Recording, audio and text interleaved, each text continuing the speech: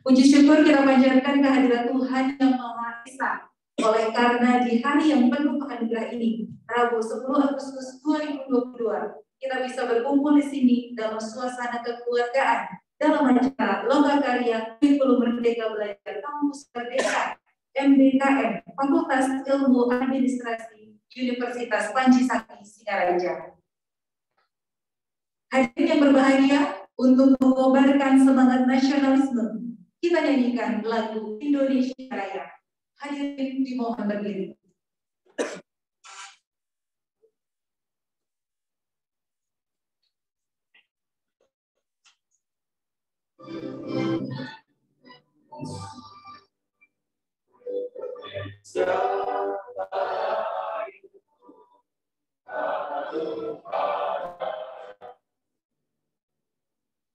Salah aku berdiri dari Bandung,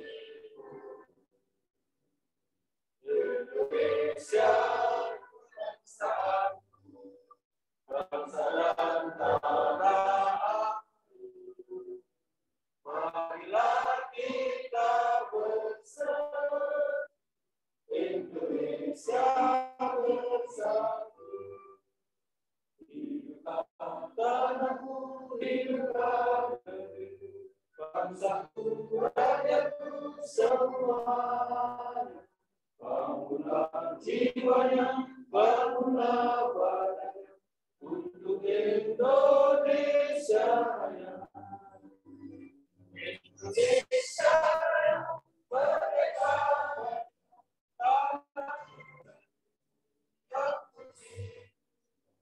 Indonesia Raya, merdeka, hiduplah Indonesia Raya. Indonesia Raya, merdeka,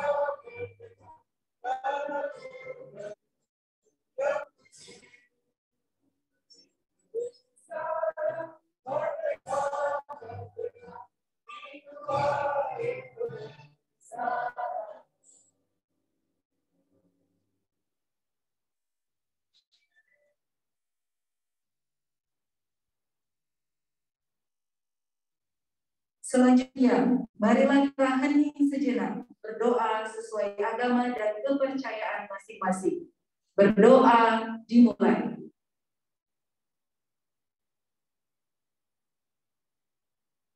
Selesai.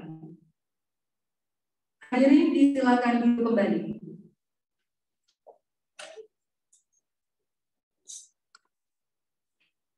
Selanjutnya, kami mohon Rektor Universitas Panji Sakti Singaraja, Bapak Dr. Andes Igede Madenetra MSI, untuk memberikan sambutan sekaligus membuka Lokakarya secara resmi. Silakan.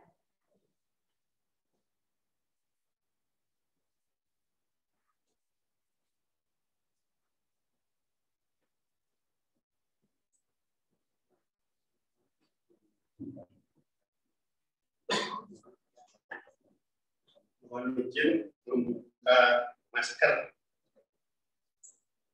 supaya kelihatan sudah live.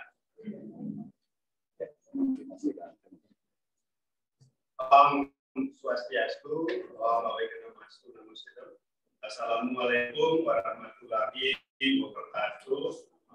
Salam, namo buddhaya, salam sejahtera untuk kita semua, salam kebajikan.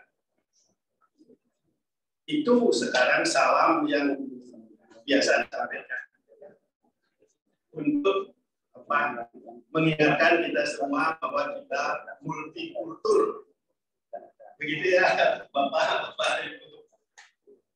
Ya, pertama-tama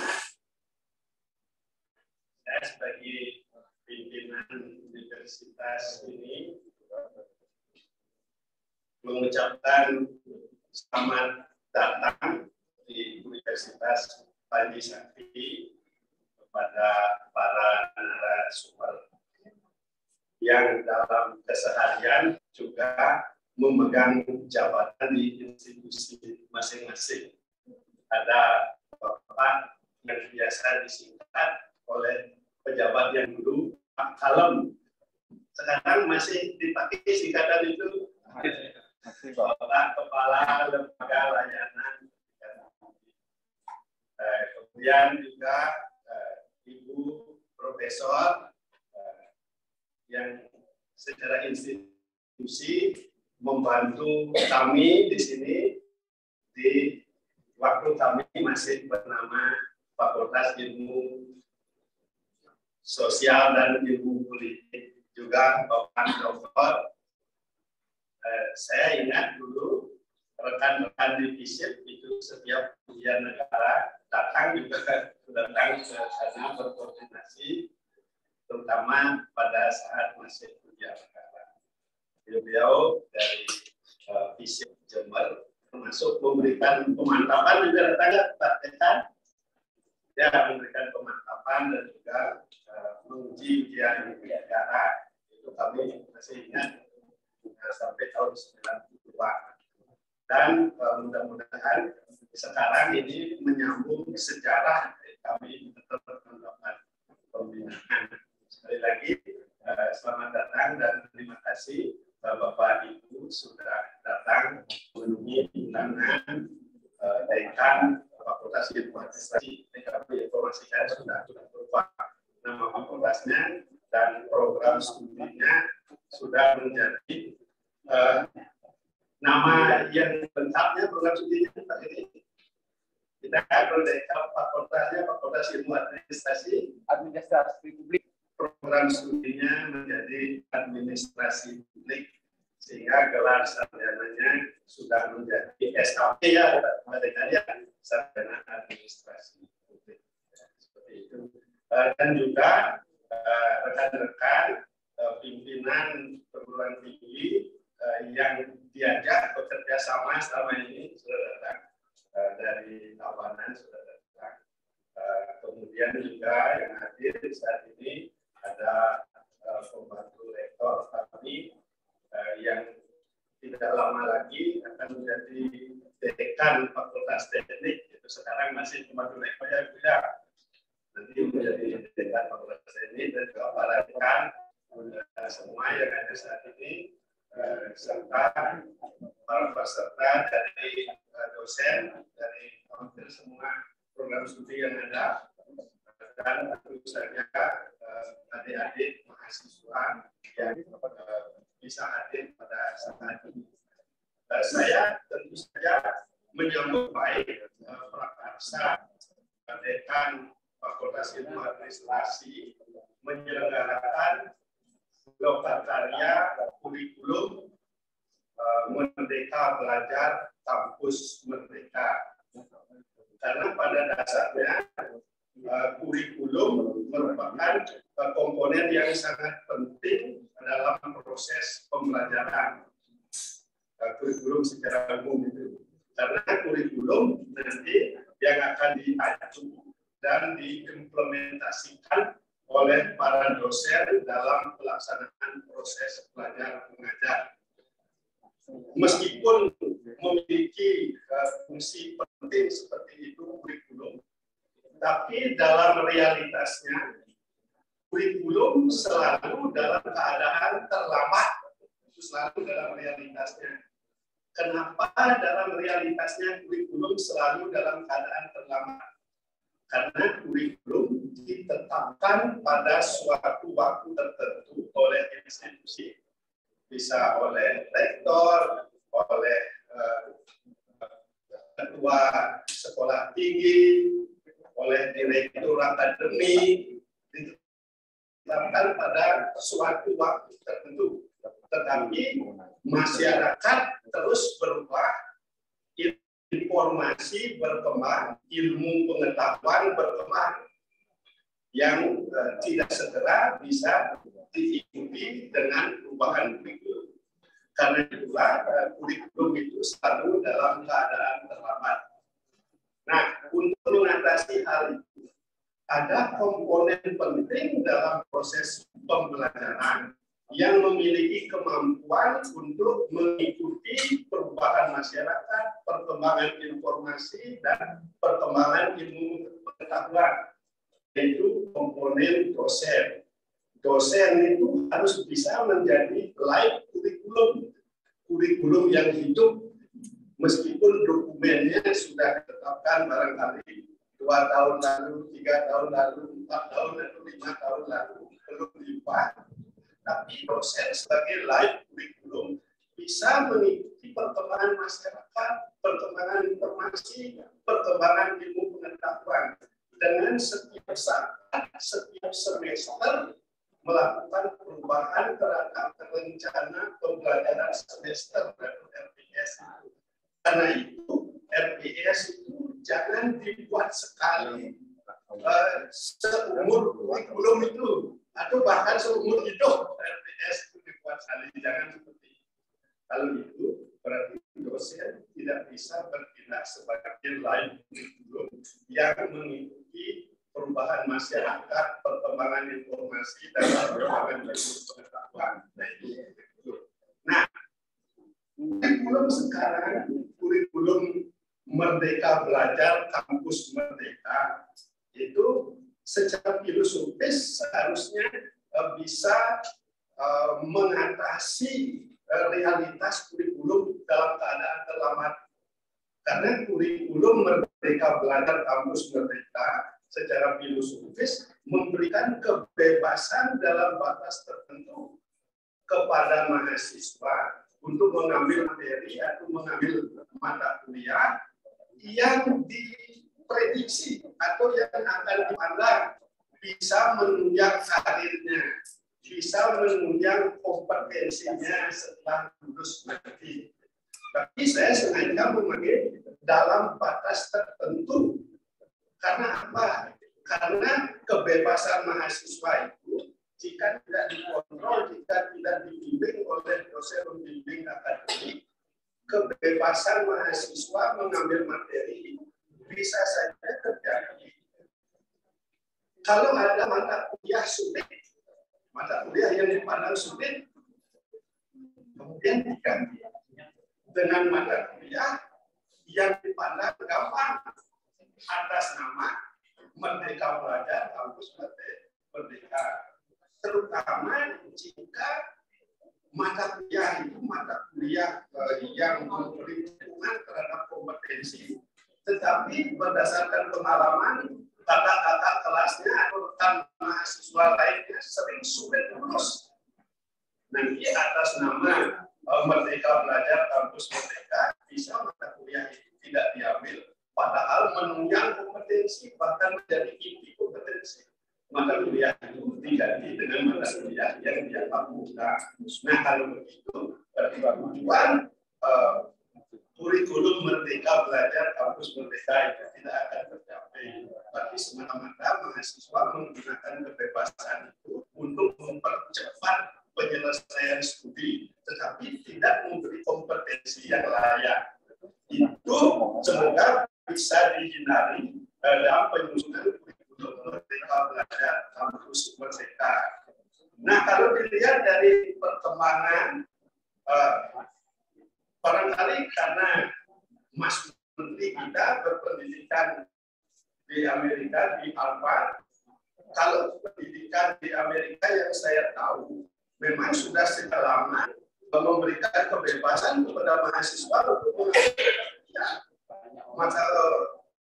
mahasiswa di program studi atau jurusan ekonomi bisa saja mengambil mata kuliah filsafat dan mengambil mata kuliah ilmu politik. Kalau di Amerika yang saya tahu, meskipun saya belum pernah berada di Amerika, itu barangkali pengalaman Mas Menteri di Amerika dibawa ke Indonesia.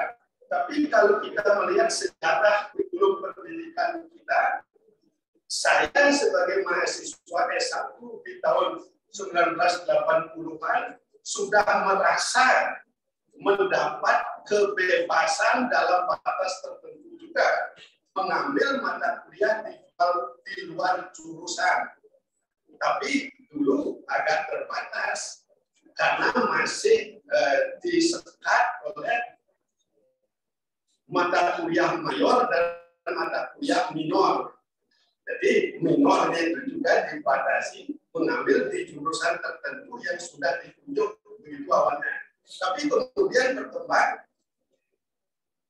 minor itu lebih dibebaskan. Mahasiswa bisa mengambil di mana saja minor itu sempat begitu dulu tahun 80-an waktu saya menjadi mahasiswa S1. Nah, secara filosofis memang memberi kebebasan kepada mahasiswa seperti itu. Tapi yang sekarang jauh lebih luas daripada mayor minor di tahun 1980-an untuk mahasiswa keguruan dan pendidikan. Nah, dengan situasi seperti itu, semoga Lokakarya Kurikulum Merdeka Belajar Kampus Merdeka ini tidak saja pentangannya memberikan kebebasan kepada mahasiswa dalam batas tertentu mengambil materi, tetapi betul-betul memberi kompetensi, membekali mahasiswa nanti kelak supaya bisa berhadapan dengan perubahan masyarakat. Semoga bisa seperti itu. Dan melalui Lokakarya Kurikulum ini dengan dibina oleh para pembina kita yang secara historis membina kita dan oleh kelembagaan yang membina kita, yaitu dari Lembaga Layanan Pendidikan Tinggi. Semoga Lokakarya Kurikulum ini bisa memberi manfaat terutama kepada mahasiswa Fakultas Ilmu Administrasi Program Studi Administrasi Publik Universitas Trisakti. Dan demikian yang bisa saya sampaikan, dan atas permintaan dekan penyelenggara Lokakarya ini saya menyatakan dibuka dan selamat berlokakarya.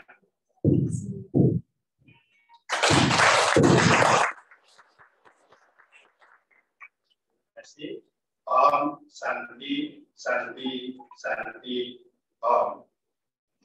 5 kali Pancasila.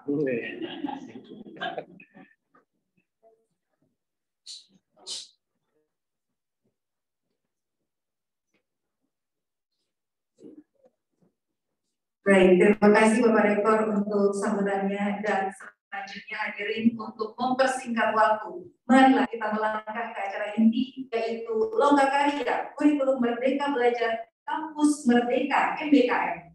Untuk waktu dan tempat kami silakan kepada moderator.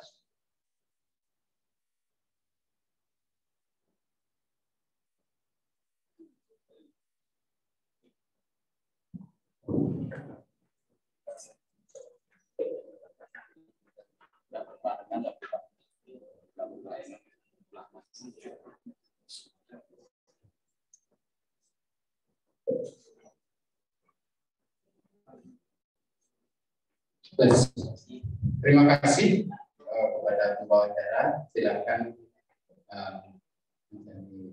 banyak ya. Pada pagi hari ini, di hari yang berbahagia ini, sangat luar biasa, 2 narasumber yang sangat kompeten ya. Satu adalah dari lembaga yang menangani seluruh universitas yang ada di wilayah L2 di wilayah 8, dan yang satu lagi dari Jember. Beliau memang ahlinya di bidang kurikulum ya. Nah, karya ini kami, saya perkenalkan diri, saya dekan Fakultas Administrasi, langsung sebagai moderator. Bertujuan untuk bagaimana kami bisa menghasilkan kurikulum untuk mendukung apa yang menjadi visi kami, di mana kami berkeinginan untuk bisa melaksanakan Tridharma perguruan tinggi dengan menghasilkan lulusan tentu mandiri di bidang administratif, yang nantinya juga diharapkan bisa lulusan kami ini membantu atau ikut terlibat di dalam pembangunan daerah maupun di tingkat nasional. Baiklah, kami akan hadirkan kedua narasumber. Yang pertama dari Kepala Lembaga Layanan Perguruan Tinggi wilayah 8. Kami persilakan Kemudian dari Universitas Jember, Ibu Dekan, Wakil Dekan Bidang Akademik, Prof. Sarah, kami silakan. Ini yang mau Zoom dong. Zoom mati.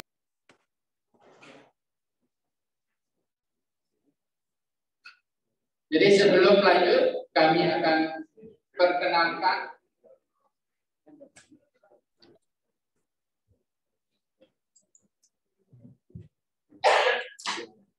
kedua narasumber kita. Yang pertama, Dr. Insinyur Ibu Stilana Bagus Eratuti SDMD.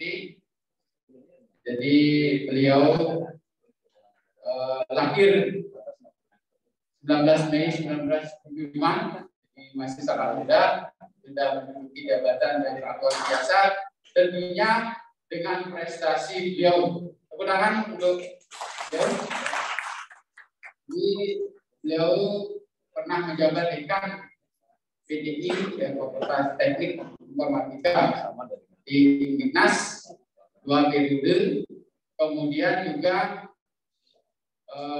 banyak membantu kegiatan Edward Diti sebagai tim ahli, ya. Jadi tim evaluasi, kemudian juga penilai PAK, ya, kemudian juga beberapa kegiatan sebagai tim ahli di Edward Diti yang sangat luar biasa, yang mengantarkan beliau sekarang sebagai pimpinan terpilih di Edward Diti wilayah 8. Selamat datang Pak Dr. Eratuti. Jadi semoga kehadiran beliau hari ini bisa memberikan semangat, terutama kami yang ada di perguruan tinggi swasta di wilayah layanan Edward Diti wilayah 8. Jadi beliau ini lulusan doktor teknik UGM 2014. Jadi juga pernah hanya bertiga profesi insinyur tahun 2019. Nah, itulah sedikit yang bisa kami sampaikan. Nanti mungkin lebih banyak. Mari kita dengarkan pemaparan beliau, termasuk juga komitmen beliau untuk membangun wilayah L2IP wilayah 8. Nah, kemudian yang kedua, narasumber yang sangat luar biasa juga energinya. Beliau adalah kelahiran 20 Februari 1979. Jadi jauh di bawah saya. Jadi saya tahun 1970, beliau 1979, dan sudah menyandang gelar besar. Ini luar biasa. Ya. Jadi beliau adalah dosen prodi administrasi bisnis customer, kemudian juga memegang prodi pasca sarjana, yaitu magister informasi di bisnis event. Jadi beberapa juga pekerjaan beliau sebagai